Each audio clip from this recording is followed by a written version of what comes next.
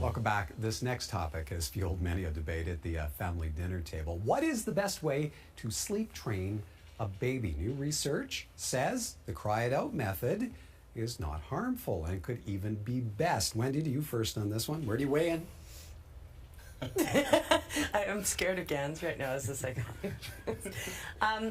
I weigh in that I'm kind of moderate on it, that I've never been comfortable with letting a baby cry because that's just, whether I'm the mother or not the mother, that nurture comes out and wanting to rescue them or find out what's wrong. So I think under 6 months, there's no cry it out. It's absolutely, I'm going to go and find out what's going on and soothe and nurture and make sure that they're okay. But I also, you know, as the kids get older than 6 months or a year, not jumping at the first peep and trying to let them have a little bit of time to figure it out and see if they're going to fall asleep, but definitely being there for them. And as a parent, 20 years ago, mind you, I wasn't anticipating, but my first child ended up in a crib beside our bed, and for a year and a half he slept with us. He co-slept with us. And there's been a lot more education and research done on that now, so maybe I would do things differently, maybe I wouldn't, but I do know that when mom and dad are sleep deprived and baby is struggling with sleep, we do what we need to do and we try and take care of our kids the best that we can. So my biggest thing is every family's different and they need to figure out what works for them. Again, as I was introducing the subject matter, I could, out of the corner of my eye, see you shifting uncomfortably in your seat. So he's ready to fight me.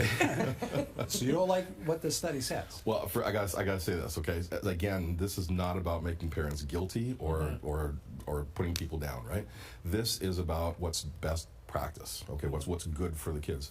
So I totally disagree with this study, like absolutely disagree, for a number of reasons. One, it's a crappy study. It's not well done at all, and you cannot make these sweeping recommendations based on 50 kids. You cannot do it. They're split into 4 groups. It's not well done at all. So the other research says that it's actually quite damaging to have your kids cry it out.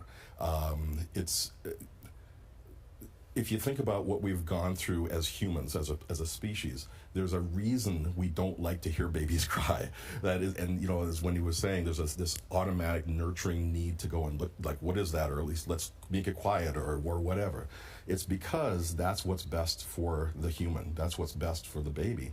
They need to have a sense of closeness. Okay, so what's the biological reasoning then? Well, why it is best for the parent to soothe the baby, like from the baby's perspective. Right. Okay.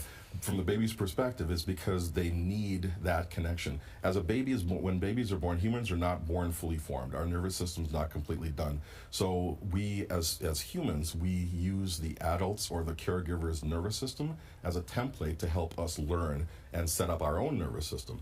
So we can't expect a baby to self-soothe or figure out how that works because there's no template. There's not. No, it's not. They're not capable. And you know, one of the articles I was reading, the idea that the kids are manipulative or they're just waking up to get attention or anything like that, it's kind of like saying, well, you know, I like watching TV, so I'm going to give up my sleep and wake up in the middle of the night so I can watch TV because it's more rewarding. That doesn't make sense, right? They actually need something. They're cold, they need comfort, they need to soothe, whatever they need to do.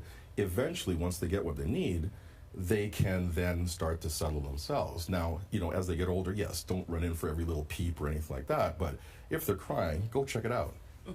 Okay, so Judy, what do you say to the parents of infants who struggle to fall asleep and are prone to cry?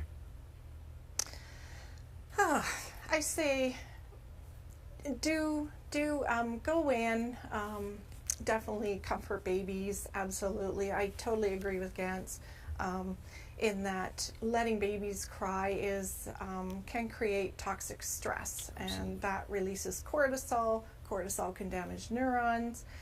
Toxic stress is usually ongoing. It's not comforted by a support person. So I say to parents, you know, build their brain cells, go in, pick up babies, comfort them. And best practices are babies should be on their backs in parents' room for the first 6 months. And actually no sleep training is recommended until at least 6 months. And after that, it should be respectful to the parent and the baby.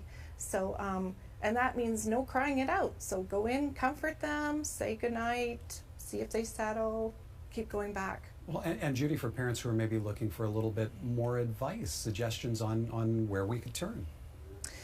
There's a lot of good resources out there in terms of what Alberta Health Services puts out. The early parenting and the early years book has a lot of advice for parents on how to cope with crying, how to cope with their sleeplessness, and also how to cope with putting children to bed respectfully. All right. I want to say I'm feeling sleepy after this, but I'm not. You've energized me as a parent. I've learned lots. Folks, thank you ever so kindly for your insight tonight. Wendy Mueller, publisher of several parenting magazines, including Edmonton's Child, Dr. Gans Ference, registered psychologist with the Ference Group, and Judy Arnall, certified parent educator with Professional Parenting Canada.